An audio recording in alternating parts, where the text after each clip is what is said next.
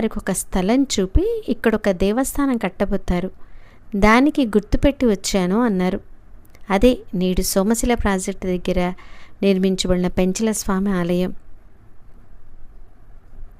రామస్వామికి ముక్కు నుంచి నోటి నుంచి రక్తం పడింది. డాక్టర్లు ఎవరూ నయం చేయలేకపోయారు. అతడు స్వామిని దర్శించాడు.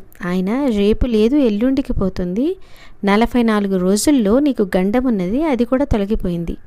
నీవు తిరుపతి, కంచి, తిరువళ్ళూరు పోయి ప్రతి చోట స్నానం చేసి టెంకాయ కొట్టి నిద్ర చేసి రావాలి అని చీటీ వ్రాయించి ఇచ్చారు. స్వామి చెప్పినట్టే 2వ రోజుకి అతనికి వ్యాధి తగ్గిపోయింది. అతడు ఆ క్షేత్రాలు దర్శించి రాగానే స్వామి, నిన్నటితో నీ 40 రోజుల గండం గడిచిపోయింది కదా అన్నారు. కృష్ణారెడ్డి తన పొలంలో 10 పుట్లు పండితే స్వామికి 100 రూపాయలు ఇస్తానని మొక్కుకున్నాడు. అలానే పండింది. 100 రూపాయలు తీసుకొని స్వామి దర్శనానికి వెళ్ళాడు.